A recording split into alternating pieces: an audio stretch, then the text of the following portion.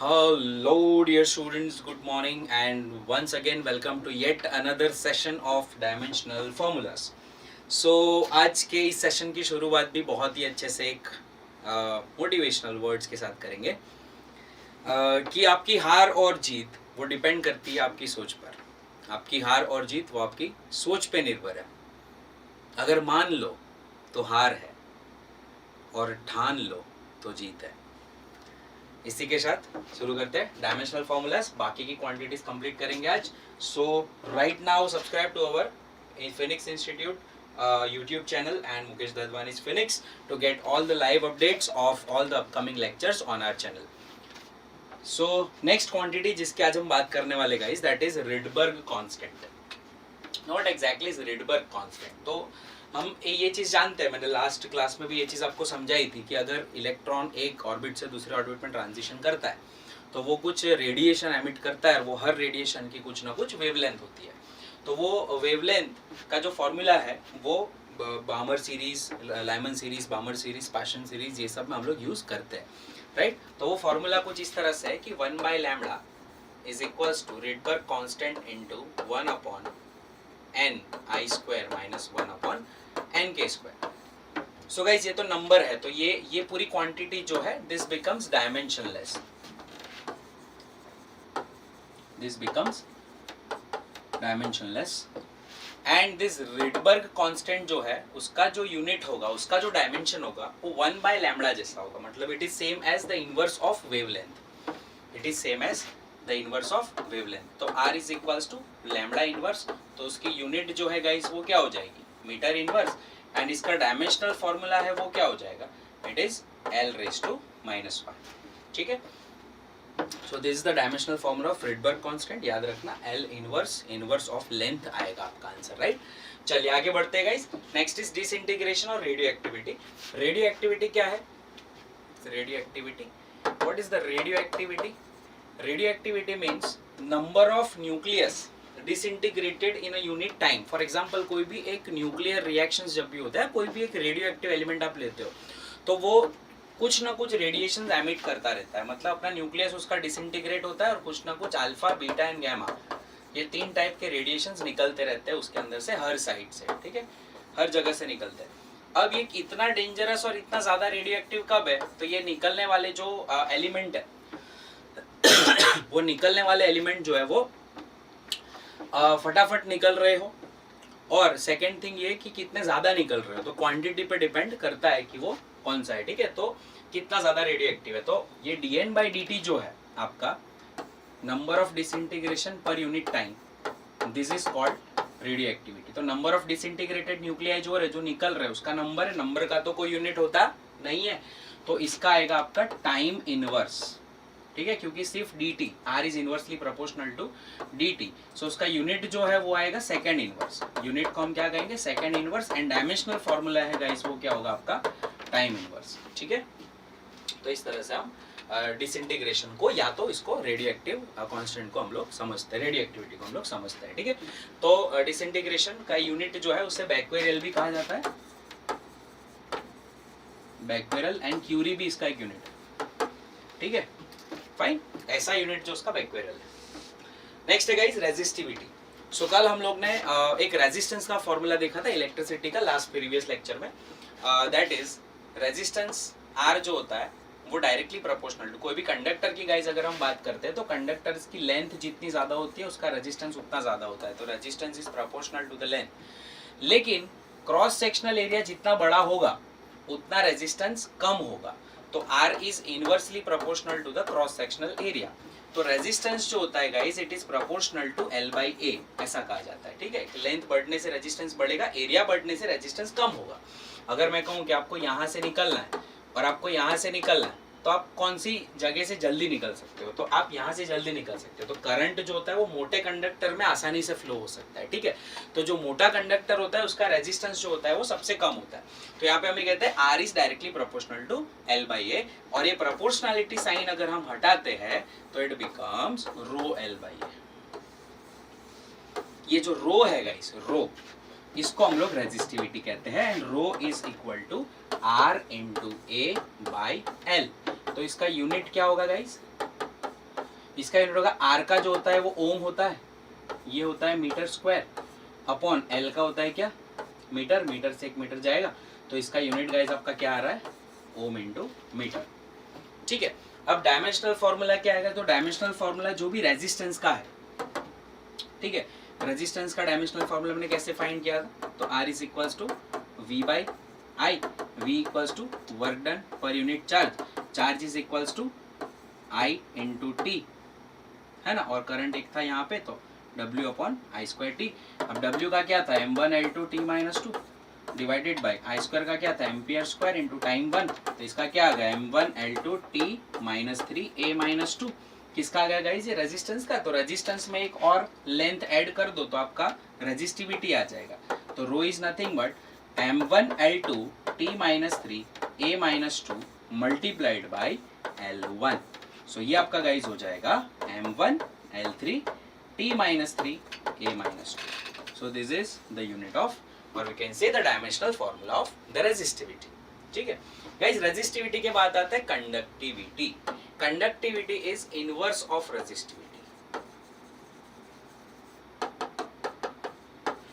Conductivity is inverse of resistivity.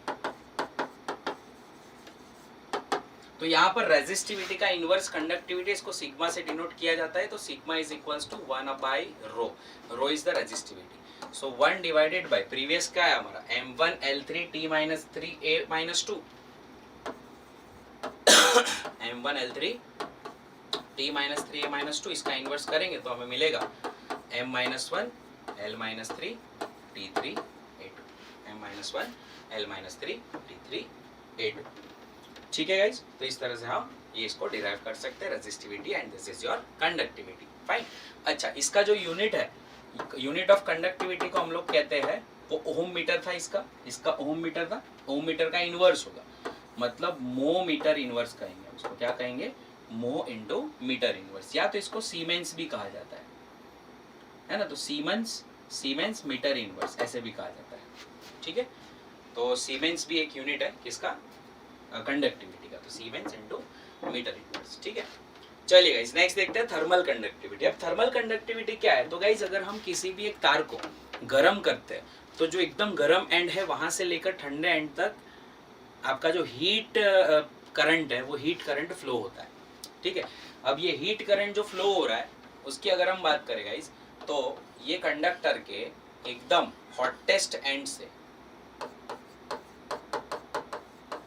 Hottest से coldest and तक flow होता है, मतलब अगर देखा जाए तो वो इस तरह से फ्लो हो रहा होता है यहाँ से यहाँ तक। ठीक है, तो अगर हम इसे गर्म करेंगे, है ना, if we give the temperature T1 over here and temperature T2 is over here, तो T1 से T2 आपका हीट एनर्जी फ्लो होता है from hottest to coldest end. तो ये किस चीज पे डिपेंड करती है heat energy guys, heat energy क्यों, ये डिपेंड करती है सबसे पहले तो एरिया कितना ज्यादा है, जितना ज्यादा एरिया होगा उतना अच्छे से वो फ्लो होगा। दूसरा गाइज डिपेंड करता है ये टेम्परेचर ग्रेडियंट पे, कि dt बाई डेल्टा एक्स कितना है, delta t by delta x कितना है, मतलब what is the rate of change of temperature with respect to distance, उस पर डिपेंड करता है, जिसे कहा जाता है टेम्परेचर ग्रेडियंट। क्या है गाइज ये, दिस इज टेम्परेचर ग्रेडियंट।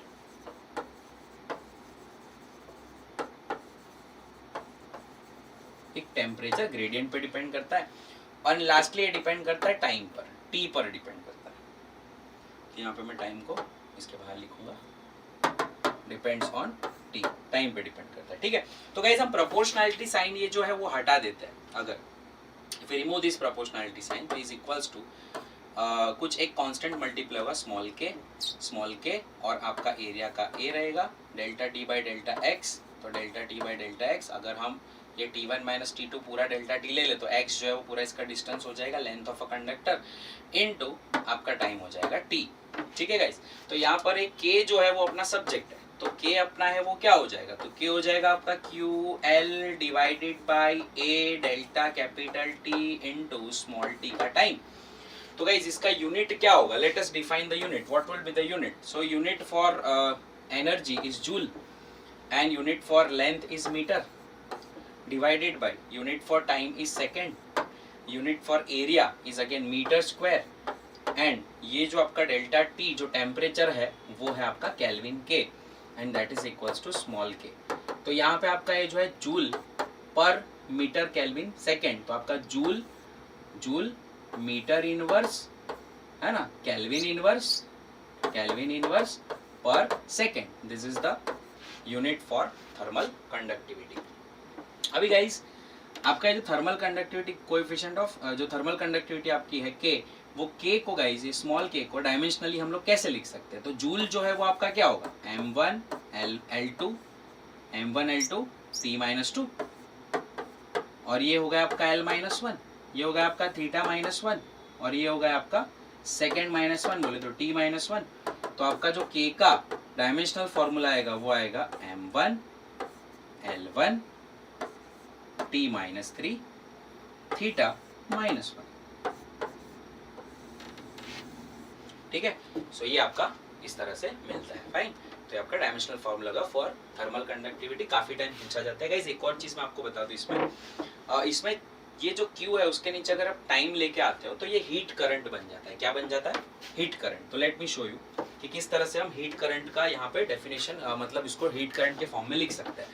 तो ये ऊपर वाला जो फॉर्मूला है आपका, ये वाला जो फॉर्मूला है Q/T, तो उसको Q/T अगर हम करते हैं तो यहाँ पे आपको मिलेगा थर्मल कंडक्टिविटी K इंटू, है ना, ये constant K into A delta T by L।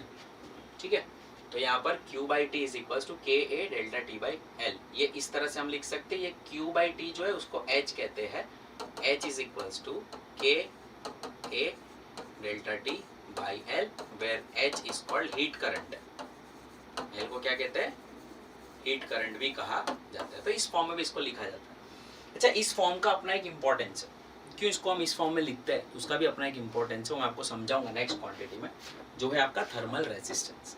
तो यहाँ पर जो H इज इक्वल्स टू के ए डेल्टा टी बाई एल, के ए डेल्टा टी बाई एल है।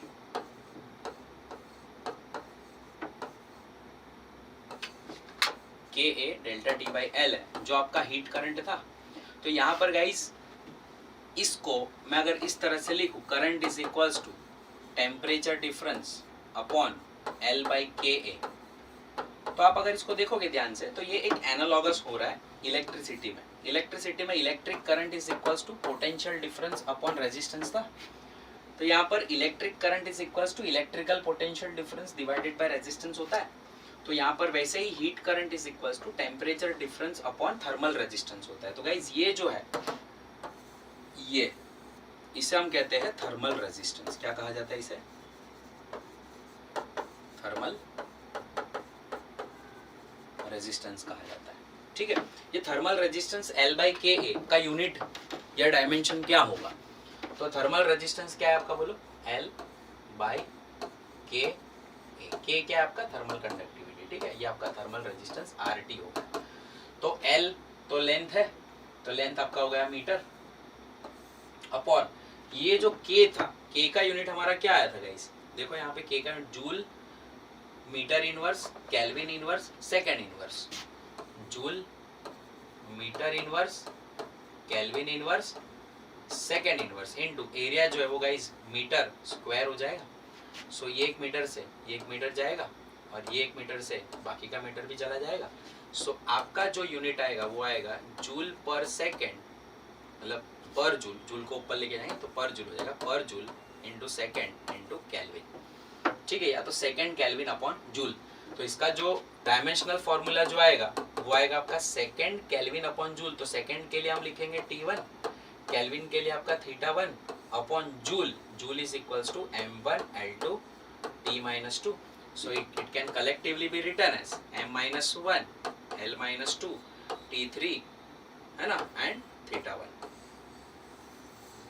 ठीक है गाइस, तो इस तरह से हम लोग थर्मल रेजिस्टेंस को भी देख सकते हैं, राइट। नेक्स्ट गाइस है कोएफिशिएंट ऑफ फ्रिक्शन। अब कोएफिशिएंट ऑफ फ्रिक्शन क्या होता है? तो कोएफिशिएंट ऑफ फ्रिक्शन को म्यू कहते हैं, म्यू।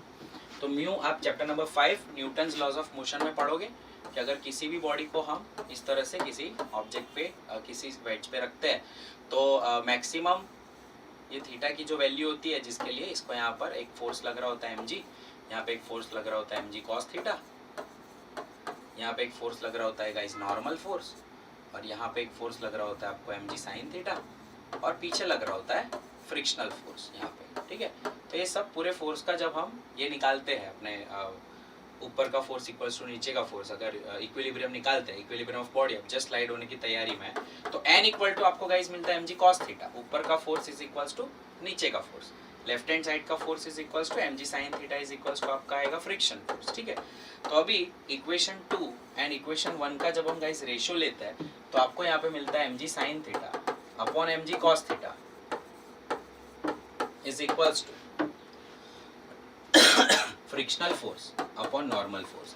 गाइस ये जो रेशियो होता है which turns out to be tan theta, तो ये frictional force upon normal force का जो रेशियो है, तो फोर्स एक दूसरे को कैंसिल करेगा, तो यहाँ पर ये जो है रेशियो, इसी को हम लोग कहते हैं mu, coefficient of static friction, और ये जो क्वांटिटी है वो गाइस डायमेंशनलेस है and it is also unitless quantity, ठीक है। ना इसका यूनिट है ना इसका डायमेंशन है, so coefficient of static friction guys वो कैसी क्वांटिटी है, इट्स अ डायमेंशनलेस क्वांटिटी। और ये जो डायग्राम जो मैंने बनाया इसे हम फ्री बॉडी डायग्राम कहते हैं, ये लोग आप चैप्टर नंबर 5 में हर बॉडी के लिए, बहुत सारी बॉडीज के लिए हम लोग ये ऐसा फ्री बॉडी डायग्राम बनाएंगे जिसमें सारे लगने वाले फोर्सेस हम लोग कंसीडर करेंगे और इसके हिसाब से हम लोग कैलकुलेशन करेंगे, ठीक है गाइस। चलिए आगे बढ़ते हैं। Next is electric field intensity. अब गाइस इलेक्ट्रिक फील्ड की इंटेंसिटी क्या होती है, ये अगर मुझे चेक करना है तो how can we estimate what exactly is the field intensity, field की इंटेंसिटी क्या हम कैसे एस्टिमेट कर सकते हैं।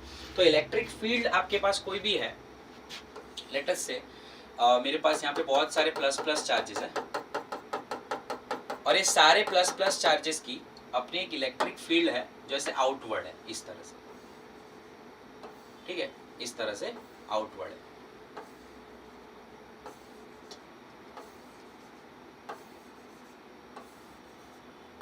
इस तरह से आउटवर्ड है, फाइन। अब ये जो क्वांटिटी, ये जो मेरी इलेक्ट्रिक फील्ड है उसमें मैं गाइस कुछ नहीं करूंगा, मैं चार्जेस को यहाँ पर रखूंगा, किसी एक चार्ज को, लेटर से प्लस चार्ज है जिसका मास m है, मैंने इसको यहाँ पे रखा है। तो होगा क्या कि इलेक्ट्रिक फील्ड जो इसको धक्का मारेगी ऊपर साइड, ठीक है, और बट ऑब्वियस mg इसको नीचे खींचेगा। तो अभी हम क्या देखेंगे, अगर प्लस चार्ज को धक्का लग रहा है तो कितना लग रहा है, तो हम क्या देखते हैं, अगर mg को हम लोग इग्नोर करें तो इलेक्ट्रिक फील्ड इसको धक्का कितना मारती है वैक्यूम में। तो अगर वो फोर्स आप कैसे भी करके कैलकुलेट कर सको, सपोज ये स्प्रिंग है, कितना दबेगा, तो यहाँ पे आपको पता चल जाएगा कितना दब रहा है, ठीक है। तो अगर ये फोर्स आप कैलकुलेट कर लो तो that force applied by electric field, force applied by electric field on the unit charge is called electric field intensity। इस तरह से हम लोग गाइस इलेक्ट्रिक फील्ड इंटेंसिटी को डिफाइन करते हैं कि यूनिट चार्ज पर कितना फोर्स लग रहा है। तो force upon charge is E, तो E equal to F upon Q। Now what exactly is F? F is m1 L1 T minus 2 and charge is A1 T1। So यहाँ पे guys आपका हो जाएगा m1 L1 T minus 2 T minus 3 A minus 1। so this is the formula for electric field intensity। और इसका guys unit जो है, इसके दो यूनिट है, एक तो यूनिट उसका सीधा हम लोग फॉर्मूला से लिखेंगे न्यूटन पर कूलम, और इसका एक और यूनिट है वोल्ट पर मीटर, ठीक है। तो ये यूनिट भी आप लोग chapter number 2 electrostatic and potential में पढ़ोगे। The relation between voltage and electric field V equal to ED formula से याद है। तो इलेक्ट्रिक फील्ड के अंदर आप लोग यूनिट डिस्प्लेसमेंट करते हैं तो वोल्टेज बढ़ता है, उस कॉन्सेप्ट पे डिपेंडेंट है ये फॉर्मूला, ठीक है guys. So V equals to ED पर से हम इसको लिख सकते हैं, फाइन। सो न्यूटन पर कूलम और वोल्ट पर metre, these are the units of electric field intensity which is very important for us, right? तो I hope इतने क्वांटिटीज आपको पता चली होगी। नेक्स्ट है गाइस इलेक्ट्रिक डाइपोल मोमेंट।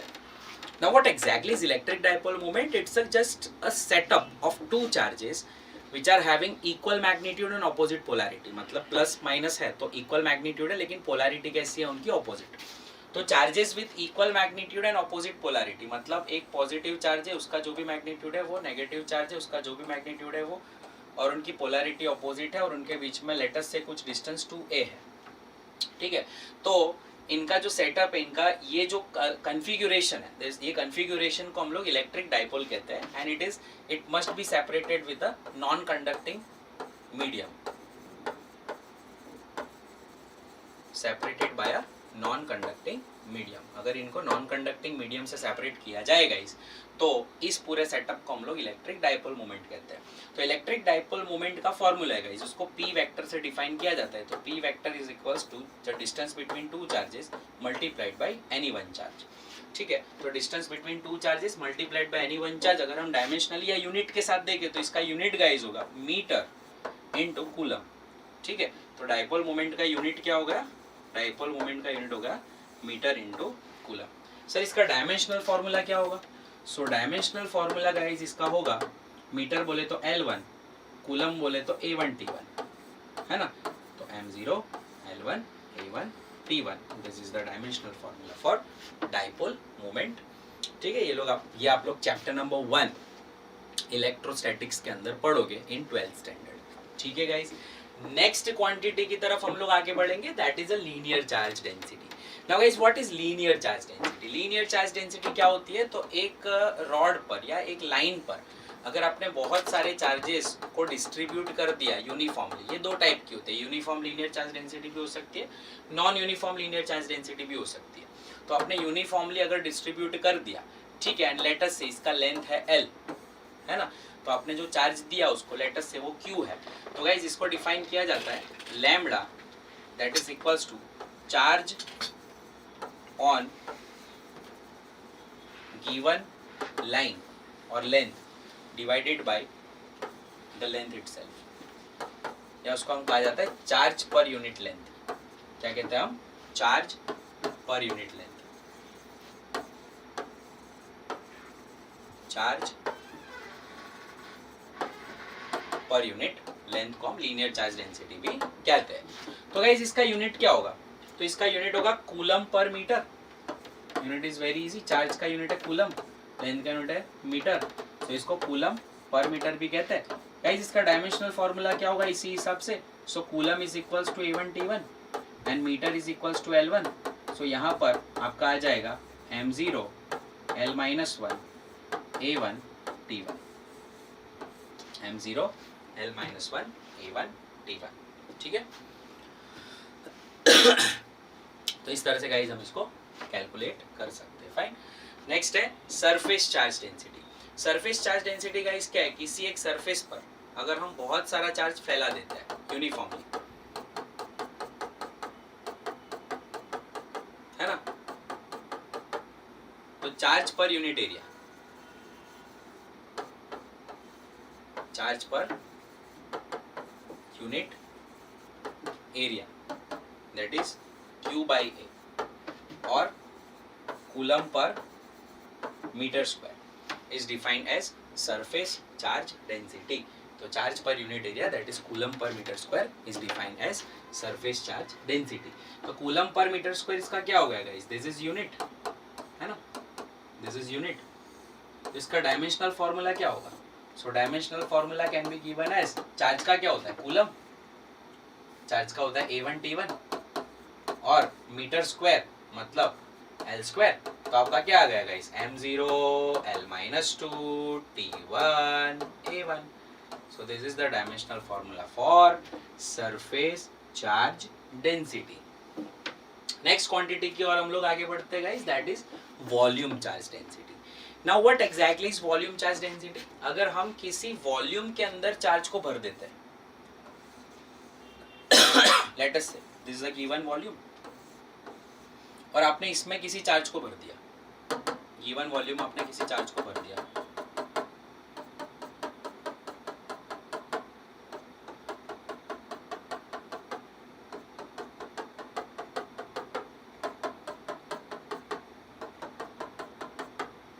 पूरा 3 डायमेंशनली भरा हुआ, ठीक है, पूरा 3 डायमेंशनली भरा हुआ है, हर तरह से, हर जगह से, ठीक है, भरा हुआ है। तो इसमें जो मैंने गाइस चार्ज डाला है वो लेटस से टोटल Q है और इसका वॉल्यूम है ना वो टोटल कैपिटल V है। सो इसे हम कहते हैं guys charge per unit volume. Charge per unit volume is called volume charge density. So इसको डिफाइन किया जाता है रो से, उसको इंडिकेट किया जाता है rho is equals to Q by V. Guys इसकी यूनिट होगी Q. Q is coulomb and नीचे वॉल्यूम क्या है गाइज, मीटर क्यूब, और वी कैन से कूलम पर मीटर क्यूब. तो इसको हम लोग कह सकते हैं this is the volume charge distribution. दो तरह के होते हैं भी, यूनिफॉर्म एंड नॉन यूनिफॉर्म. ठीक है, वो हम लोग जब इलेक्ट्रिसिटी पढ़ेंगे तब इसके बारे में बहुत अच्छे से और बात करेंगे. सो कूलम पर मीटर स्क्वायर है. और डायमेंशनल फॉर्मूला गाइज इसका क्या होगा, so dimensional formula will be equals to charge का आ जाएगा आपका A1 T1 एंड आपका जो वॉल्यूम है नीचे वो होगा L cube.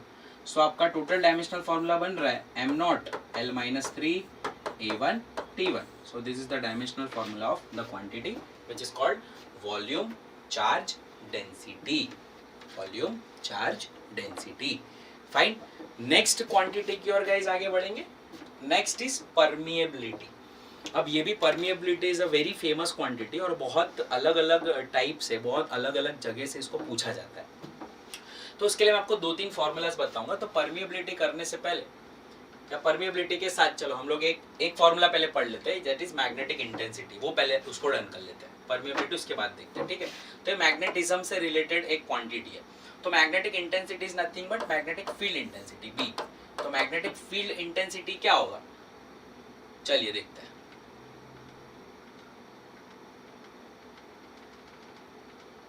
Magnetic intensity is IF. मतलब इसमें दो चीजें होती है, दोनों टर्म होते हैं. मैं आपको दोनों समझा देता हूँ. एक मैग्नेटिक इंटेंसिटी होता है, एक मैग्नेटिक इंडक्शन होता है. इसमें कंफ्यूज मत हो.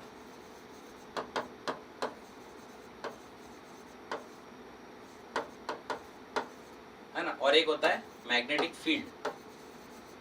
ये 3 टर्म ये लोग यूज करते हैं. ठीक है, तो मैं इनके बीच में इंटर रिलेशन भी बता देता हूँ और किस तरह से आपको इनको अलग समझना है वो भी बता देता हूँ. Guys magnetic field is your B. Magnetic induction this is also B. जिसे कहा जाता है मैग्नेटिक फील्ड कहते हैं हम, या तो मैग्नेटिक इंडक्शन कहते हैं.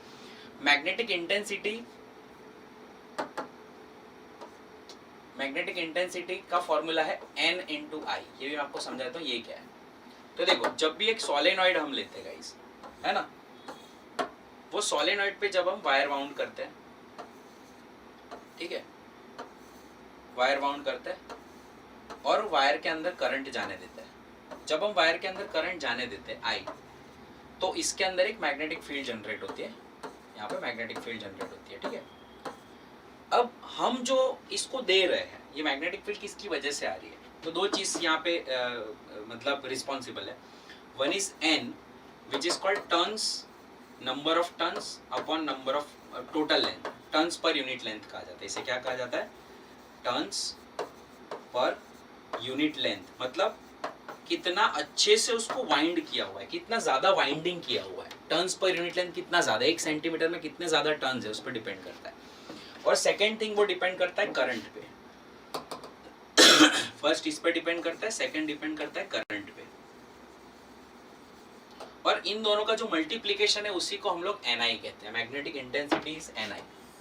तो मैग्नेटिक इंटेंसिटी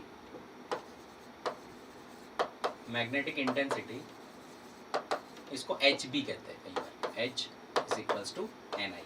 अब N है number of turns upon length and I है करंट. तो आपका ये इसका जो यूनिट आएगा वो क्या आएगा, तो यूनिट गाइस आपका आएगा इसका नंबर ऑफ टर्न्स का तो कोई यूनिट होता है नहीं, करंट का एम्पियर और नीचे है मीटर. तो एम्पियर पर मीटर इसका यूनिट आता है मैग्नेटिक इंटेंसिटी का. Ampere metre inverse. Dimensional formula ये आता है. अब सेकंड देखते हैं गाइस ये B क्या है, what is this magnetic field. तो जैसे कोई मैग्नेटिक फील्ड है, मतलब ये जो फील्ड अब लाइंस आपकी आ रही है, अगर उसमें हम कोई कंडक्टर रखते हैं, कोई मैग्नेटिक फील्ड लाइंस के अंदर कोई कंडक्टर रखते हैं, तो वो कंडक्टर को एक फोर्स फील होता है ना. जैसे हम लोग ने 10th स्टैंडर्ड में पढ़ा था मैग्नेटिक इंटेंसिटी वाले चैप्टर में कि अगर हम किसी करंट कैरिंग कंडक्टर को मैग्नेटिक फील्ड में रखते हैं तो उसको धक्का लगता है, फोर्स फील होता है. तो वो जो फोर्स होता है एफ, उसका फॉर्मूला है F equal to B I L. वो डिपेंड करता है करंट कितना है, लेंथ कितना है, मैग्नेटिक फील्ड की इंटेंसिटी ज़्यादा कितनी है, ठीक है। तो ये जो magnetic field intensity B is nothing but force upon current into length. तो फोर्स का आपका यूनिट क्या आ गया, न्यूटन, एंड ये क्या हो गया आपका, newton upon ampere into metre, है ना गाइस। इसको प्यार से हम टेस्ला भी कहते हैं, is also called Tesla, it's a unit of magnetic field intensity, ठीक है। तो यहाँ पर गाइस मैग्नेटिक फील्ड इंडक्शन या तो मैग्नेटिक फील्ड सिर्फ कहते हैं इसको, तो बी इज न्यूटन पर मीटर इंटू एम्पियर, इसको टेस्ला भी कहते हैं। इसका एक और यूनिट है, इसको वेबर पर मीटर स्क्वायर भी कहते हैं, ठीक है। अब ये सर वेबर पर मीटर स्क्वायर क्या है, तो वेबर पर मीटर स्क्वायर गेट यहाँ से आता है, एक मैग्नेटिक फ्लक्स करके क्वांटिटी आप देखोगे, जिसका फॉर्मूला है magnetic flux is equals to magnetic field into area, और इसका जो यूनिट है वो वेबर है, इसका यूनिट जो है वो टेस्ला है, और इसका यूनिट है वो मीटर स्क्वायर है। तो यहाँ से हम अगर टेस्ला को वो बनाएंगे सब्जेक्ट, तो वो आएगा वेबर पर मीटर स्क्वायर, तो यहाँ से ये आया। अब फ्लक्स क्या होता है गाइस, फ्लक्स होता है कि किसी एरिया में से मैग्नेटिक फील्ड लाइंस कितनी निकल रही है, तो ये बी डॉट ए होता है, vector B dot vector A. तो वो तीन चीज़ों पे डिपेंड करता है कि मैग्नेटिक फील्ड कितनी ज़्यादा इंटेंस है, एरिया कितना बड़ा है, और एंगल कितना है। मतलब इसका जनरल फॉर्मूला देखें तो इसको ऐसे लिखा जाता है कि बी ए इंटू कॉस थीटा, ठीक है। कॉस थीटा का तो कोई यूनिट होता नहीं, ना ही डायमेंशन होता है, तो कोई इसका टेंशन अपने को लेना नहीं है, लेकिन बी इंटू ए आपके फॉर्मूला में दिखेंगे। तो what is this, this is number of magnetic field lines,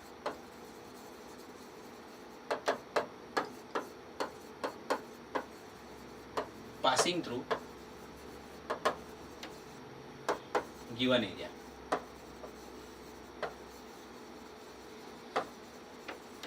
उसको हम लोग मैग्नेटिक फ्लक्स कहते हैं। तो गाइस मैग्नेटिक फ्लक्स से टेस्ला डिफाइन होता है वेबर पर मीटर स्क्वायर, इसलिए मैंने टेस्ला को वेबर पर मीटर स्क्वायर भी यहाँ पे लिखा, और काफी बुक्स में आप देखोगे वेबर पर मीटर स्क्वायर उसकी यूनिट भी काफी टाइम लिखी जाती है। ओके, सो यहाँ पर B equal to F upon I L, B is equals to newton upon metre into ampere. तो ये काफी वेराइटी ऑफ यूनिट्स है, मतलब this is the best quantity to ask the questions in the different types of unit form. मतलब आपको पूछेंगे कि ये कौन सा यूनिट जो है वो टेस्ला का नहीं है ना, तो आपको वेबर पर मीटर स्क्वायर भी देंगे, वो तो है, ये भी दे देंगे, वो भी है। अब न्यूटन पर मीटर से कुछ और डिफाइन करके दे देंगे, तो वो भी होगा। तो इस तरह के क्वेश्चंस भी इसके बन सकते हैं, फाइन। तो let us now see what exactly will be its dimensional formula. Dimensional formula इसका क्या होगा गाइस, तो dimensional formula is equals to, इसका ऊपर वाले का फोर्स का होगा आपका m1 L1 T-2 divided by current का आपका होगा एम्पियर 1, एंड ये होगा आपका L1, सो L1 L1 यहाँ पे ये ले, आपको मिलेगा m1 L0 T-2 A-1। ठीक है गाइस, मैंने पहले इसके लिए डिफाइन कर लिया, क्योंकि परमिएबिलिटी डिफाइन करने के लिए आपको मैग्नेटिक इंटेंसिटी या मैग्नेटिक इंडक्शन पता होना चाहिए यहाँ पे। तो खास करके मैग्नेटिक इंडक्शन या मैग्नेटिक फील्ड इंटेंसिटी भी कहते हैं इसको, पता होना चाहिए। तो मैग्नेटिक फील्ड या मैग्नेटिक इंडक्शन या मैग्नेटिक फील्ड, ये चीज आपको पता होना चाहिए, ठीक है। तो मैग्नेटिक फील्ड का जो फॉर्मूला है guys, which is into solenoid, जो हम यहाँ पे अभी पीछे मैंने आपको बताया कि सोलेनॉइड के अंदर आने वाली मैग्नेटिक फील्ड जो होती है उसका फॉर्मूला डिपेंड करता है कितनी चीज़ों पर। तो अभी हमने डिफाइन किया उसको, वो एक्चुअली प्रपोर्शन में होता है किसके, number of turns per unit length and current के प्रपोर्शन में होता है, मतलब मैग्नेटिक इंटेंसिटी के प्रपोर्शन में होता है। तो magnetic field is always proportional to the magnetic intensity, और ये प्रोपोर्शनलिटी साइन अगर आप हटाते हो तो एक कांस्टेंट यहाँ पे आता है जिसको हम म्यू कहते हैं, एंड इसी म्यू को गाइस कहा जाता है परमिएबिलिटी। तो अब हम देखेंगे कि भाई परमिएबिलिटी जो है, ठीक है, वो क्या है एक्चुअली, इसका यूनिट क्या है। तो म्यू को हम देखेंगे, म्यू इज इक्वल्स टू क्या होता है, B/H। B जो है वो आपका कितना आया पीछे, m1 L0 T-2 A-1, m1 L0 T-2 A-1 divided by आपका जो H है, वो H कहाँ पे, ये रहा H, हमने देखा था ये रहा। H का क्या आया, एम्पियर मीटर इनवर्स। तो A1 एम्पियर मीटर इनवर्स का क्या आएगा, A1 L-1, ये आपका डायमेंशनल फॉर्मूला हो गया। तो A1 L-1, तो गाइस ये आपका हो जाएगा A1 L-1। सो हम अगर इसको अच्छे से बहुत अच्छे से इसको सॉल्व करें, सो m1 l-1 ऊपर जाएगा, l1 हो जाएगा, 1 ऊपर जाएगा, it will be again -2, so a -2 and d -2. So this is your mu, which is the permeability. अब इसमें relative permeability भी पूछा जाता है. So what exactly is relative permeability? So guys, relative permeability का केस जो है relative permittivity जैसा ही है. तो relative permeability is the permeability of medium upon permeability of vacuum.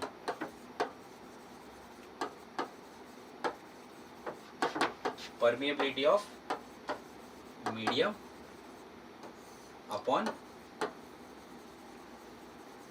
Permeability of vacuum. क्योंकि गाइस मीडियम की हो कि वैक्यूम की हो है तो परमिएबिलिटी ही. तो परमिएबिलिटी एक दूसरे की यूनिट एक दूसरे को कैंसिल करेगी, और जब ये दोनों की यूनिट एक दूसरे को कैंसिल करेगी तो बट ऑब्वियसली ये क्वांटिटी कैसी हो जाएगी guys, this becomes unitless, and unitless quantity होती है दैट इज ऑलवेज डायमेंशनलेस.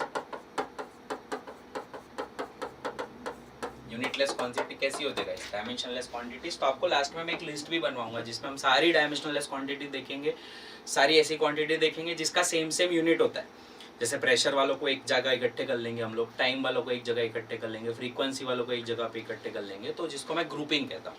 तो हम लोग लास्ट अब ये खत्म ही होना है, उसके बाद हम लोग ग्रुपिंग शुरू करने वाले हैं. ठीक है, तो ग्रुपिंग भी हम लोग देखेंगे इसमें. नेक्स्ट गाइस, नेक्स्ट क्वांटिटी आज के that is electric flux. Now what exactly is electric flux? तो अभी हमने मैग्नेटिक फ्लक्स पीछे देखा, क्या था गाइस वो मैग्नेटिक फ्लक्स क्या था पीछे. Magnetic flux was phi is equals to magnetic field into area. Electric flux क्या होता है गाइस, इलेक्ट्रिक फ्लक्स होता है phi e equal to electric field into area, है ना. इसको हम कहते हैं Ea cos थीटा. तो अभी आपके पास अगर कोई एरिया गिवन है, ठीक है, उसमें इलेक्ट्रिक फील्ड लाइन जब क्रॉस करके निकलती है, इलेक्ट्रिक फील्ड लाइन जब क्रॉस करके निकलती है, तो number of electric field lines crossing this area, है ना, एनी गिवन एरिया, इसको हम क्या डिफाइन करते हैं guys, number of field lines. कौन सी, electric field lines crossing the given area is called electric flux.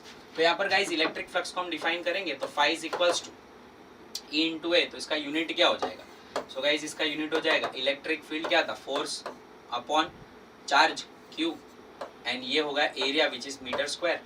सो ये फोर्स आपका है न्यूटन, तो न्यूटन पर कूलम इनटू मीटर स्क्वायर. तो उसका डायमेंशनल फॉर्मूला गाइस क्या हो जाएगा, what is Newton, Newton is m1 l1 t -2, है ना. और कूलम इनवर्स मतलब क्या हो जाएगा a -1 t -1, and metre square is again क्या हो जाएगा l square.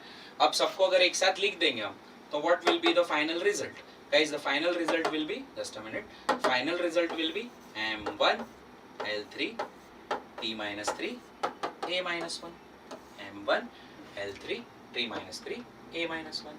and the last unit for today, what is work function. Work function guys क्या होता है, अगर किसी भी मेटल की हम बात करते हैं, talking about any given metal, ठीक है, अगर उसके ऊपर आप उसके अंदर से आप इलेक्ट्रॉन को बाहर निकालना चाहते हो, तो the minimum energy you need to give to remove that electron, the minimum energy, very good morning beta, minimum energy you can give to this electron to just make it come out from the given surface, that is called the work function. Means the work function is what, minimum energy required to remove electron, minimum energy required to remove electron